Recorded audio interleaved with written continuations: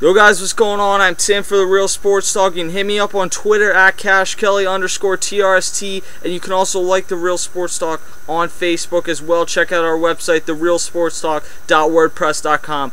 Before I get to my thoughts on the Home Run Derby, I just want to say tomorrow night, Blitz Hardcore Podcast, 11 p.m. Eastern, Blog Talk Radio / Blitz Hardcore Podcast. Myself and John Burns will be doing an All-Star Game recap show, so check that out tomorrow night. You can call in, there's a chat room, the whole 9 yards. I'll leave the link in the description box below.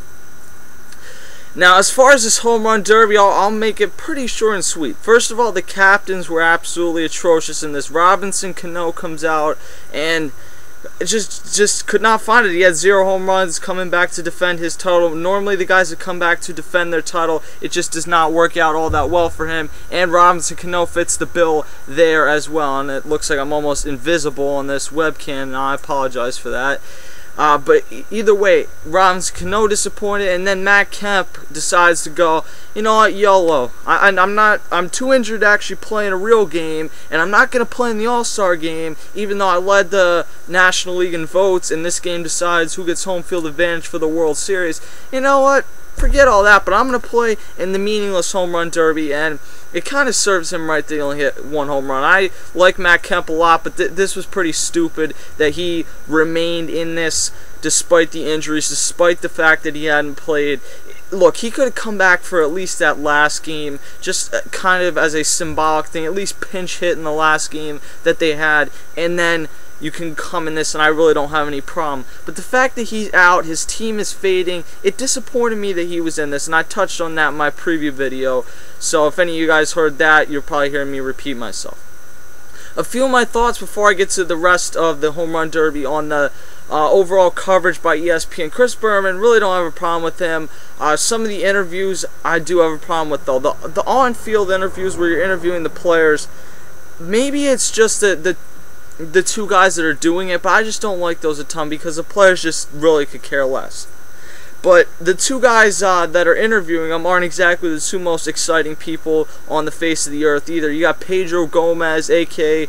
Barry Bonds' #1 stalker, and then you also have Buster Olney, the robot, and the guy has no personality. He didn't smile. I don't think he's ever smiled in his life. Man, tough life for Buster Olney. And I don't like to call out reporters and analysts because this is what I want to do, and I don't like to get people against me or anything. But the bottom line is that just neither of those guys do it for me. Pedro Gomez has always annoyed me.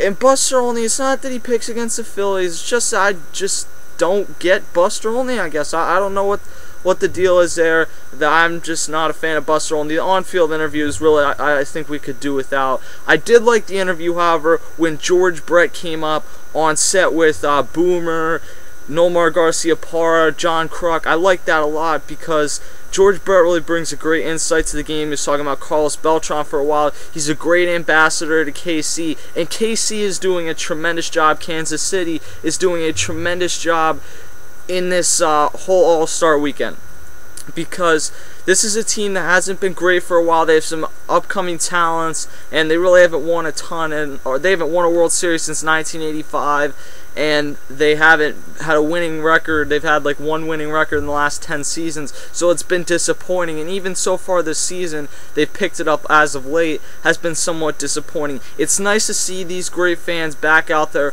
Kauffman Stadium is one of the most beautiful historic parks in the MLB out there right now, because obviously it's been renovated, but it's one of the older parks in the game right now, and I like the stadium quite a bit. And watching this Home Run Derby, I think the thing that I got out of it most is that is one of the nicer stadiums in the MLB, and certainly one I have to visit. They redid it in 2010, I believe. It might have been 2009. I think it was 2009 actually. And just the fountains and everything, they did a great job there, and I hope Kansas City has success in the future. They got some young stars. They got Mike Moustakas at third base. Eric Hosmer started slow, but he's picking it up.